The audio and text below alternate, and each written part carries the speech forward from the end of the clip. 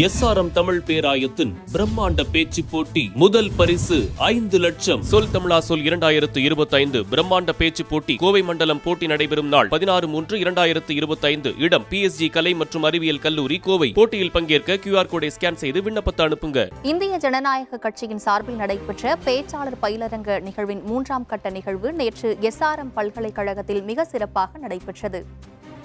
இதில் 3ஆம் கட்ட நிகழ்விற்கு தேர்வான 13 பேச்சாளர்கள் பங்கேற்றனர். இந்திய ஜனநாயக கட்சி நிறுவனர் டாக்டர் பாரிவேந்தர் கட்சி கொள்கைகள், செயல்பாடுகள் தொடர்பாகவும் பேச்சாளர்களின் கேள்விக்கும் பதிலளித்து தனது கருத்தினை எடுத்துரைத்து அவர்களுக்கு ஊக்கமளித்து கலந்துரையாடினார்.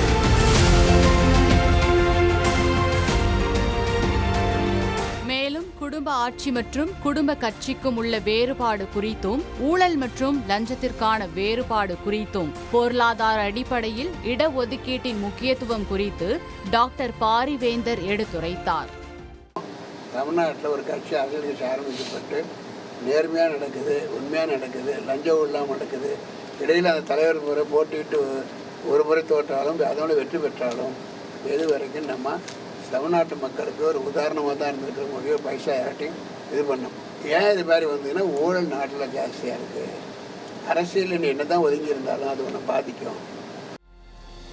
தொடர்ந்து பேசிய அவர், அனைத்து பேச்சாளர்களின் பேச்சை கேட்க மக்கள் முன்வருவார்கள்.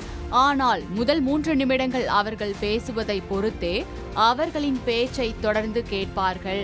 அந்த 3 நிமிடங்கள் சிறந்த கருத்துடன் திருக்குறள் போன்றவற்றை மேற்கோள் காட்டி உரக்க பேச வேண்டும் என அறிவுரை வழங்கினார். இப்போ தெருக்கூட்டத்தில் அவன் நிற்கலங்கிறது கிடையாது. பேச ஆரம்பிச்சிட்டாலே ஒரு 3 நிமிஷம் உங்களை பார்ப்பான்.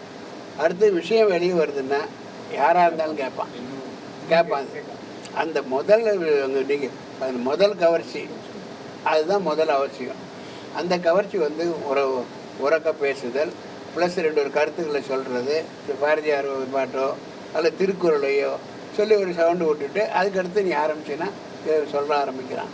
ஒன்று கவனிக்க கொஞ்சம் ஓரமாக பேசுகிறானே அப்படின்னு. அதுக்கு பின்னாடி ஆட்டோமேட்டிக்காக நீங்கள் எப்படி உங்களோட வார்த்தைகள் எப்படி வந்து விழுது, என்ன கருத்தை சொல்ல போகிறான், உடல் மொழி எப்படி இருக்குது, அதை வச்சு தான். தொடர்ந்து பேச்சாளர்களை கலையகத்தை பார்வையிட செய்து அவர்களுக்கு விருந்தளித்து கட்சி செயல்பாடுகளை செய்யுமாறு ஊக்கப்படுத்தினார்.